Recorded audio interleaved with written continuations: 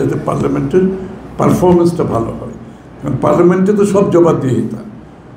European ইউনিয়নের ambassador call করেছে, উনি স্বাভাবিকভাবেই বাংলাদেশের বর্তমান রাজনৈতিক প্রেক্ষাপট, আমাদের আগামী দিনের চিন্তা, এগুলো নিয়ে আলোচনা করেছেন। এবং নির্বাচন অবশ্যই সবার আগে নির্বাচন নিয়ে আলোচনা করেছেন।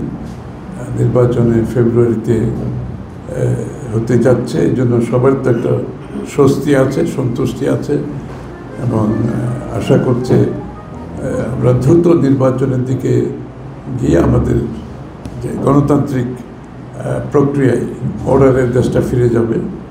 কারণ তারাও তো সবাই অপেক্ষা করছে, অনেক কিছু অপেক্ষা করছে একটি নির্বাচিত সরকারের উপর, তাদের কর্মকাণ্ড আগামী দিনে কী হবে। নিশ্চিতভাবে সবাই এগুলো তো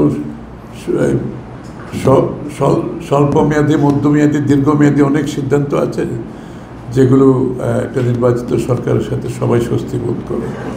তো এগুলো নিয়ে অনেক আলোচনা হয়েছে নির্বাচনগুলো তো। আর বাংলাদেশের যে আমাদের শ্রমিকদের যে সমস্যা আছে, শ্রমিকদের রাইট নিয়ে আপনারা জানেন, সবসময় ইউরোপিয়ান ইউনিয়ন কিন্তু শ্রমিকদের অধিকার নিয়ে কাজ করে, সে বিষয়ে আলোচনা করেছে এবং আমাদের ভাবনা কী, চিন্তা ভাবনা কী।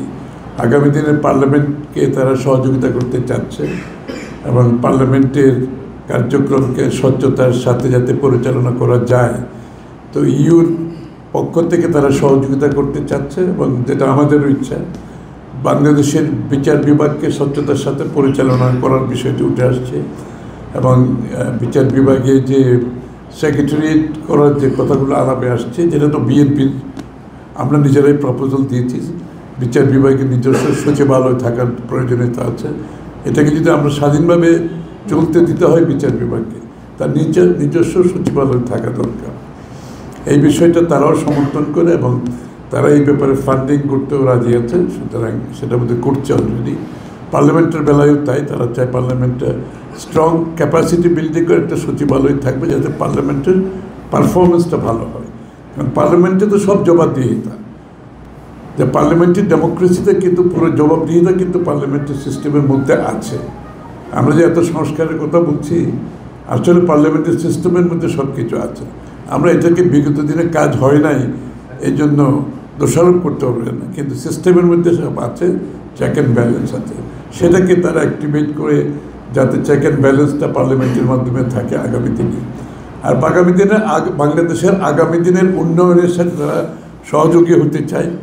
তাদের শুধুমাত্র তাদের যে আমাদের ওই অনুদান, ঋণ, এর বাইরেও তারা অন্যভাবে অর্থায়নের চিন্তা করছে, যে নতুন নতুন অর্থায়নের অনেক পোর্টফোলিও, অনেক চিন্তা আছে।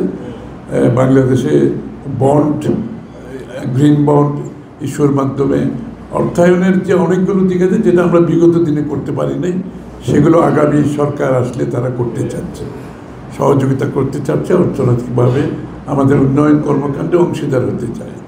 আমাদের জন্য এটা খুবই ভালো লক্ষণ যে সাধারণ ঋণ এবং অনুদানের বাইরে গিয়ে যে তারা একটা নতুন পথ উন্মুক্ত করছে বাংলাদেশ সরকারকে এবং আমাদের প্রাইভেট সেক্টরকে সহযোগিতা করার জন্য। তারা খুবই আগ্রহী আগামী দিনের উন্নয়নের জন্য। তো আমরা আশা করি, এবং বিএনপির কর্মসূচির সাথে তাদের চিন্তার বহুলাংশে মিল আছে, সুতরাং এটাতে তারা সন্তোষ প্রকাশ করছে।